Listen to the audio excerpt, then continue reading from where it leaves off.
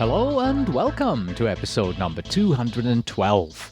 This is the Project Management Podcast at pm-podcast.com, and I am Cornelius Fichtner. This is a premium episode, reserved for our premium members, and since you are hearing this, it means that you are a premium subscriber. So thank you very much for your financial support and assistance in keeping the Project Management Podcast going. I am once again joined by Jack Ferraro, author of the book Project Management for Non-Project Managers. When I originally opened the book, my attention was drawn to a section of the book called Functional Managers' Impact on Causes of Project Failure. In this section, or rather table, Jack describes about 20 areas of functional management responsibilities that, if addressed properly by the functional manager, will go a long way in avoiding that a project fails. But as we have learned in the last interview, functional managers may not actually be aware of project management fundamentals, let alone that some of their areas of responsibility will in fact help us deliver a successful project. So my primary thought was, so how then do I, as a project manager, approach my functional manager and tell him or her that I need their assistance in areas such as business politics, lack of organizational support, etc. So, without further ado, is that scope creep I see on your project? Ooh. Enjoy the interview. The Project Management Podcasts feature interview. Today with Jack Ferraro, author, speaker, and president of My Project Advisor Incorporated.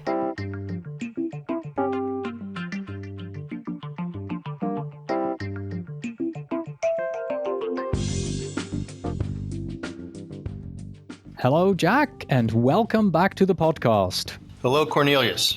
So we brought you back for a second interview to continue the discussion on your book, Project Management for Non-Project Managers.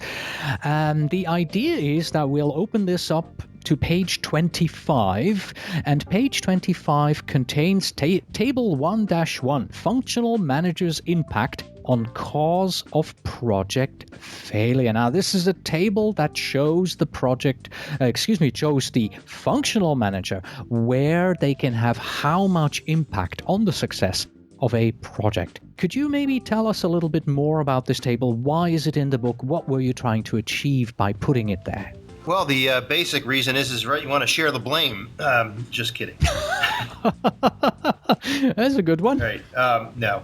I think the reason here is to get functional managers to realize that they play a critical role and can have a critical role on the impact of projects. So we looked at a lot of the research in terms of what causes project failure, what are those root causes, and very often these get laid at the feet of project teams or project managers, some rightly so, some which they really don't have complete control over. So again, it's this call to action to the functional manager that they need to be able to be active participants and provide the necessary skills and knowledge and dedication to the project to make it successful. Okay. Now, since we have project managers listening in here, what we're going to do is we're going to twist this whole approach a little bit. At the end of our first interview, I asked you, how am I going to get my functional manager to read your book? So our approach now is, how am I going to get my functional manager to be involved in these areas here? There are 19 or so items in this table. You have selected the top 5, and we're now going to go through these top 5 from the perspective of us, the project managers, and we're going to discuss, how am I going to bring my functional manager in on this? How can I make sure that he or she gets onto his or her feet and starts marching with our project and helps us in this area? Because these are the 5 areas where the functional manager really has a high impact on the project success and can help us here. So let's begin with the first one. The first one that we have chosen is lack of organizational support. So how do I, as the project manager, get my functional manager to help me to provide a lot more organizational support than is currently available? Well, there's a couple things. First of all, to having a relationship with the functional manager is key, a productive relationship. So there's got to be a level of credibility and trust that starts to grow between the project manager and the functional manager. A lot of those things I talk about in my first book, The Strategic Project Leader. Once those things start to be evident, I think one of the things that I would do is really use a very simple statement to get the functional manager to scrutinize and buy into the project. And basically, what this statement is let's say it's project XYZ is going to create something. What is it going to create? And remember, if we look at our basic definition in the PMBOK of a project, it's creating a product, service, or result. So the first thing I would complete in that sentence is this project is going to create something, and get the functional manager to review that, articulate on it, give feedback, clarify. And then I would continue that sentence to say is this creation, this output, this project deliverable will be used by whom? And I would start to articulate with the functional manager, okay, who actually is going to use this? And, this could be different user groups. It could be the functional manager himself. It could be organizations outside the company. Who are the primary customers or users of this deliverable? And then the most important part of this discussion to make sure that there's organizational support is to say, okay, now that if they begin to use this successfully, what is the outcome? What is their measured outcome? In other words, what is their benefits of using this product, service, or result? And I would try to work with my functional manager to quantify that. So ultimately, I have a statement that says Project XYZ would create a website to be used by our business partners to increase sales by 10%. If we have a statement and something that is clear and concise, which I would call a project mission, a clearly defined project mission that can be written and articulated in one sentence that identifies the primary deliverable, the primary customers, and measurable benefits, you can then start to find out how much organizational support this project is going to have. And if that can be agreed upon and that can be a powerful statement, then that can become our mantra as a project team to garner organizational support. If the statement is very weak and it's very vague and the benefits are very vague and the people who are going to use it are departments and not people, and it's very high level, then it's going to be harder for people to support this. So that is one way of trying to increase a level of organizational support. I would also encourage project managers to continually revisit throughout the project what we anticipate these measured benefits to be. And we have to develop a sense of urgency with our customer, with our functional manager, our business leaders, to be accountable to deliver those benefits. The idea is that the project team delivers our project deliverable, but we have to have the accountability and the buy-in from our functional manager to be accountable for the results. If we don't see that, then as a project manager, we should immediately be reporting back up through our chain of command and our PMO and our executive management teams that we could be potentially spending money here and not achieving the results that we want. You used the word mantra, and I think that's probably also a good word to explain that this is not something that you do once, because a mantra, you just don't utter it once and then you're done. This has to be uttered again and again and again. So if I see this right, there is more involvement required by the functional manager than just do it once and maybe, talk to the customer once and talk to the groups out there once and tell them what it is. But it's a repetitive process, right? Keep in touch with them, keep telling them the mantra, keep telling them our vision, and help us by becoming an advocate of our project, right? Absolutely. It's got to be a continual communication of a very clear, simple, straightforward statement. And the key is that what we can do as project managers is help frame that out. And I talk about this in my book in terms of how do you put together that mission statement of identifying the deliverable, the primary customers, and what their ultimate objectives are of using that. And then and this is not done in a day, this statement may have to be reviewed by several people, but it's the project manager who initiates that, who starts to draft it and craft it based upon discussions to a point where people then start to really understand and believe that, yes, this project can make a difference in our organization and it's worthy of people's support and the organization's support. So the project manager really needs to start the facilitation of it. But then, yes, every status meeting, every PowerPoint, that basic mission is there. It's restated. It's in front of people. It becomes visible and clear. And the more often it's stated and the more precise it is and the more measurable it is, the more accountability people are going to have to make it be successful.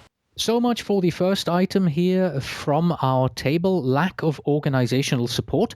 The next one we have on the list is poorly defined roles and responsibilities. So same question again to you, Jack. If I, as the project manager, notice we have these poorly defined roles and responsibilities, how do I get my functional manager to be more involved with this? Last time you started out by saying relationship is important. I assume that's true for all of these here. So what other than having a great relationship with my functional manager will help? Yes. Another, I think, area where we struggle on projects is these roles and responsibilities. Mainly because I think we fail to embrace this provider-customer relationship. At the basis of any transaction, there is a provider and there is a customer. And there's a customer that is making decisions about what they think they need, and there's a provider that's trying to satisfy that need. Projects are no different in organizations. I think one of the things that we've been taught as project managers is to develop our resource assignment matrix, or our RAM. And it becomes it's a great tool. It can help clarify roles and responsibilities. However, I think we miss a step early on in the project planning or in the project initiation process of really structuring the project, which helps clarify at a higher level different roles and responsibilities.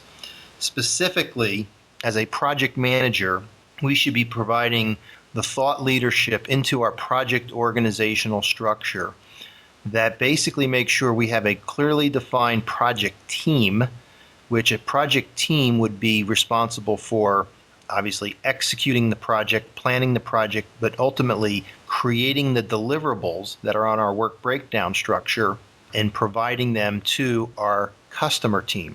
So we have a project team that, essentially does the heavy lifting of creating the deliverables. That is one group of constituents in our project organization. We also should be putting thought leadership into our customer team.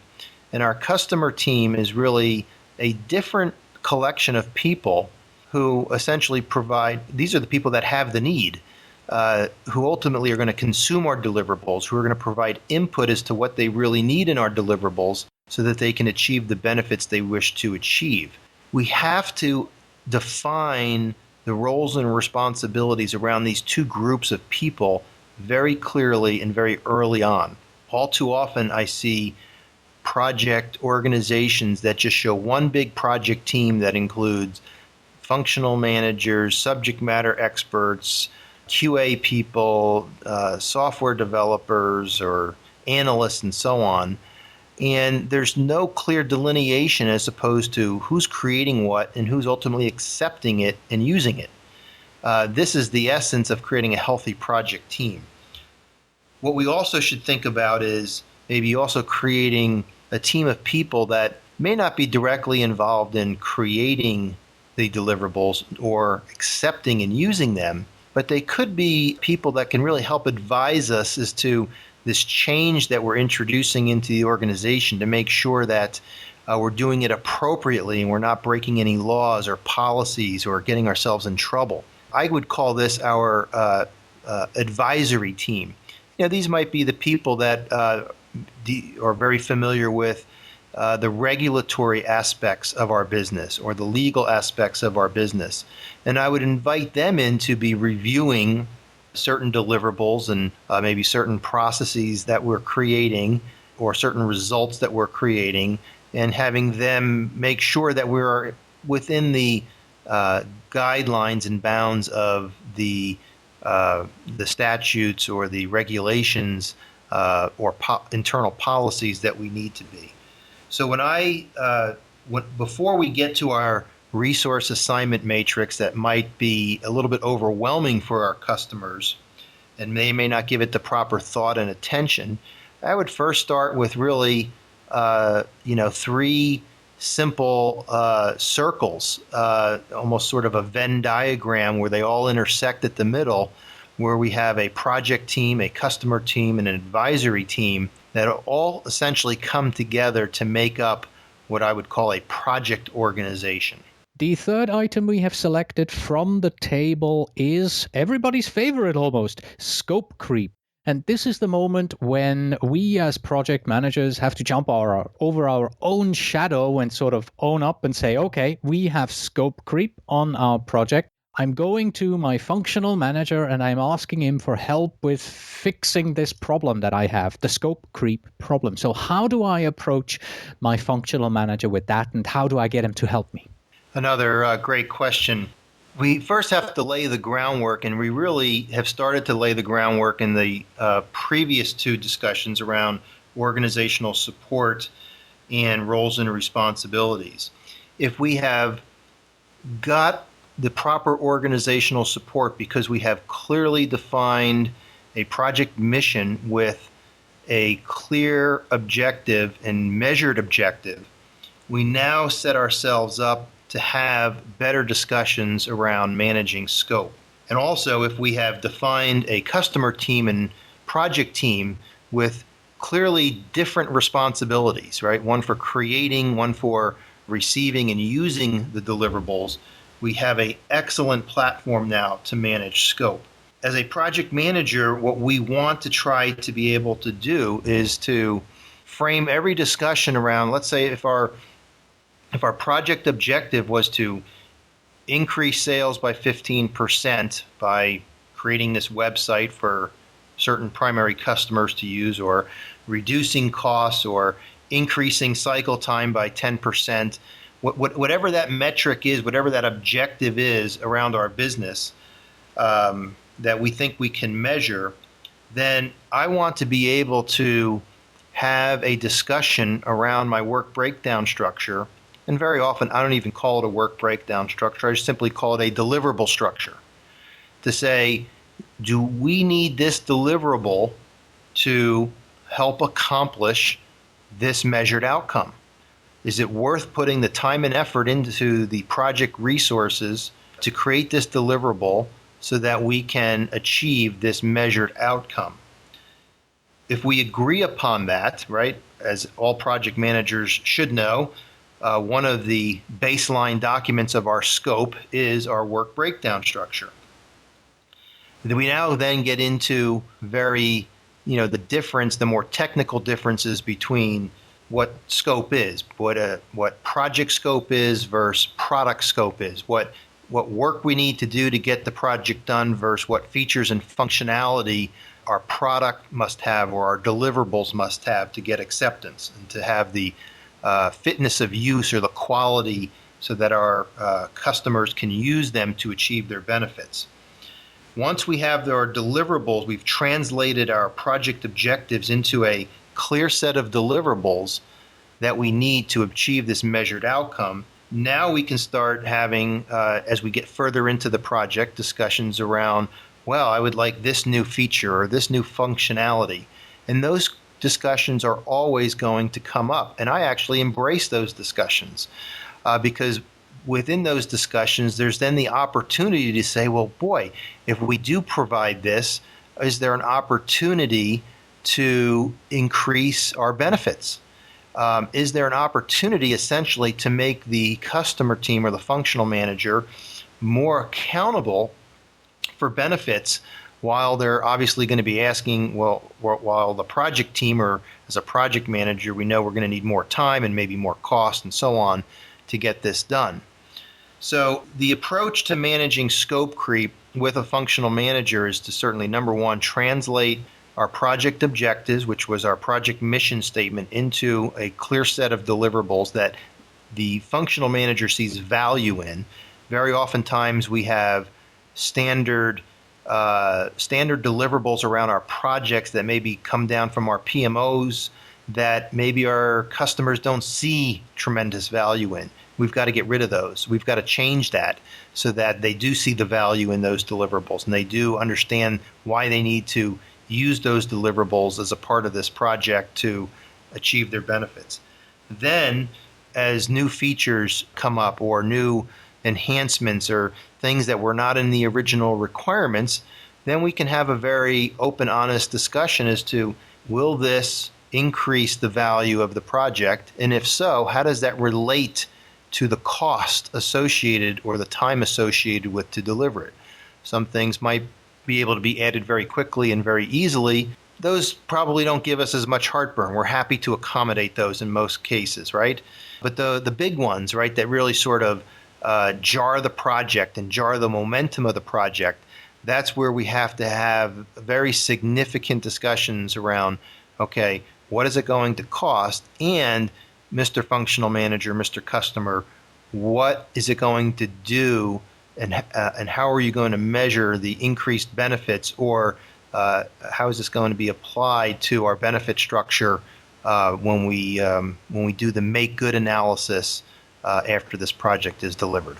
The fourth item in the table that you have selected is bad decisions. This is an interesting one because we're talking about bad decisions that are being made either by the functional manager, him or herself, or just in general around the project. Bad decisions are being made, and we now have to go to the functional manager and address this with them, which of course means I need to have an excellent relationship with them, especially if you have made a bad decision and we really need to discuss this. Or you have to go out there and you have to see about who is making these bad decisions. You have to talk to them and defend our project. So how am I going to bring this up, talk to them, get them involved in the bad decision making and turn it around into good decision making?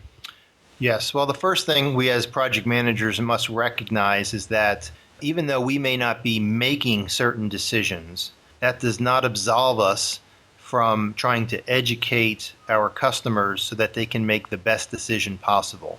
All too often, we allow decisions to be made with limited information, limited data or inaccurate data, or simply just to make the decision to cross it off the list and move on to the next thing. We as project managers, if we've architected our project properly around the organization, the roles and responsibilities, created the proper urgency, put the proper planning and data collection tools in place, we should be able to facilitate excellent project decision making, assuming obviously that we have good relationships and have the ability to interface with the people that make those decisions. One of the things that I think is very important in decision making is understanding how these decisions impact the business, and specifically the business process. All too often, the business process is not really made visible, or at least the changes to the business process are not made visible. Thus, decisions that are made are very difficult to be analyzed in terms of the impacts to the business process. So one of the things that I recommend is obviously making sure project managers understand the business, not just the technology, but the business that they are impacting, the business processes that they're impacting, so that they have a better understanding and better ability to educate customers as to what what a good decision should be without absolving themselves from the decision-making process altogether. I think it's also important to facilitate the proper data collection. I mean, there's very often times where we have to go maybe find the right data from the right data warehouse and collect it, analyze it, organize it, and present it in an objective way so that it can drive the proper discussion for decision. And lastly, one of the common things that happens is that decisions are not made, or that there's not a clear decision made, and the project continues to wander on without clear direction. We have to have the courage as project managers to ask for a decision, to clarify a decision from our executives or our functional managers. Say, let me restate, is this the decision we are making? And we need to publish those decisions and capture those decisions and make them visible so that people are accountable. And lastly, we have business politics. Obviously, we as project managers, we are usually not in a position of power in an organization to influence politics. So we need our functional managers to help us with this one. How do we bring them on board with business politics, Jack? That's a great question. A lot of this is going to depend upon the position and level of authority and stature that our functional manager has and their willingness to get involved. But we have to encourage our functional managers to get involved in some level of politics to influence the organization to get done what we think needs to be done. As a project manager, what we should be doing is essentially arming our functional managers or our business leaders with the information they need to be effective in influencing the organization. And very oftentimes it may require doing some subtle things to bring people together, whether it's bringing cross-functional groups together on a conference call, or maybe taking a different cadre of people out to lunch and discussing certain issues. Now, we may not be the ones who maybe be in the forefront of discussing this, but maybe we can put our functional manager in a position to help accomplish some of the discussions that need to occur around sensitive political issues in the organization. Very oftentimes, a lot of these discussions happen outside of meetings, whether it's at lunch or maybe over a drink after work. And sometimes these are the things that we may need to facilitate. However, we have to be careful as project managers that we don't get our hand too close to the iron. We might be able to touch it very quickly and pull away without getting a blister, but we need to continually feel the heat of the politics, but we need to be careful not to get our hands stuck on the iron and get burned, because that can very easily happen. So my recommendation for project managers is to, this should be something that comes out of our stakeholder analysis, right? We do these things for a reason, and we understand who our influencers are, who our detractors are, and we start to strategize with our functional managers in terms of how we can win them over, and we arm them with information, we arm them with data, we arm them with high quality information, high quality meetings that we win these people over so that they actually ultimately can't argue with success, right? Politics, it's very hard for politics to argue with success or progress. And that's ultimately what we can do as project managers, is continually show progress and success. Excellent. Once again, the book is called Project Management for Non-Project Managers. It is written by Jack Ferraro and is published by the American Management Association. Jack, thank you so much for having come back and discussed with us these 5 highly complex yet important topics. You're welcome, Cornelius. Very much appreciate the opportunity to do this. And that was Jack Ferraro discussing 5 out of the 20 areas that he suggests in his book where functional managers can help us project managers to deliver a successful project. That's it for today. Thank you very much for listening. As always, you can find us on the web at pm-podcast.com. If you are a PMP or PGMP and you are looking for a simple and effective way to earn your PDUs, then try the PDU podcast. get a new webinar and at least one new PDU every month. On autopilot, stop by at pducast.com. That's pducast.com.